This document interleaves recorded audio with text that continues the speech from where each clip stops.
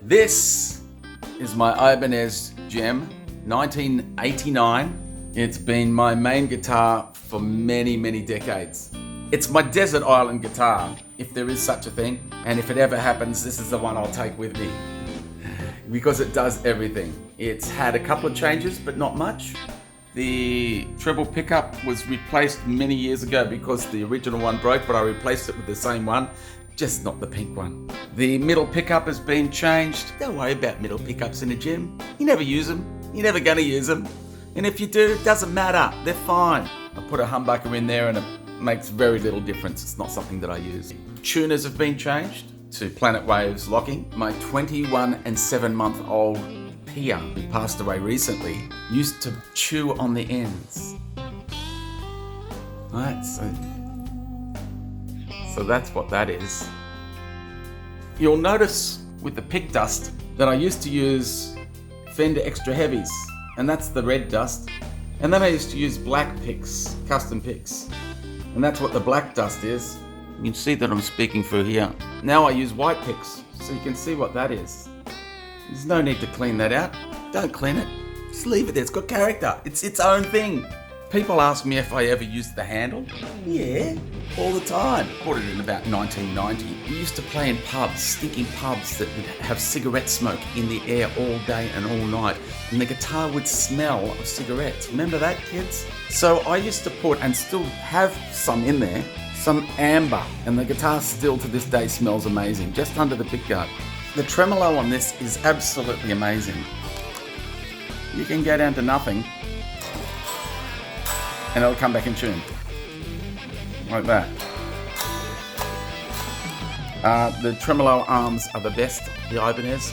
I think better than the Floyd Rose, even though it's Floyd Rose patented. I like these the best. They rock.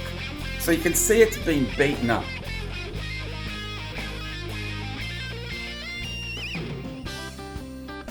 It's a bit of wood. It's just a bit of wood. But a good bit of wood, this one. It's been stolen twice and lost once, and it makes its way back to me every time. It's very auspicious, this guitar. I know it was meant for me, and I know it's going to be with me forever. I get a call from Michael Dolce, who was working at Lombardo's Music in Rockdale, and he said, "Peter, I think I've found your guitar." I said, "What? How do you know?" And he said, "Well, there's guys bringing it down from Surrey Hills right now." I said, "Yeah, but how do you know it's mine?" He said, "Well, I asked the guy if it was a 6-string or a 7-string, and he said, hang on, I'll just go and have a look." So I bolted down there. We waited for the guy to roll up. I waited in the back room, and I saw this guy get out of a cab. You could tell straight away it was mine. The plan was that I would call the police once I knew it was mine.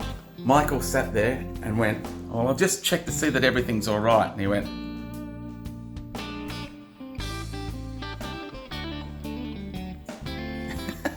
on every string, in everything, buying time, went and did that on every string, and then he went, "All right, well, I just better plug it in and check it out too." So he plugged it in and did basically the same thing. So I got the guitar back, and it's been with me ever since, and I don't let it go very far from me when I do go out now. It is just an amazing beast. People laughed, and people would walk past me at gigs and go, "What are you playing a friggin' Ibanez Jem for?"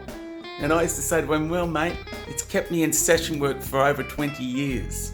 So that's why I use it." People listen to guitars with their eyes. This one can sound like a Les Paul. It can sound like a Strat. And it's amazing. You know, I've done recordings where people have said to me, "What sort of Strat did you use on that, mate?" And I've got an Ibanez Jem. And then people have said, "What's the Les Paul, mate?" "No, mate, it's an Ibanez Jem." People listen with their eyes, ladies and gentlemen. This is amazing, great guitar. I love it. Mwah. And always will. More great guitars to come.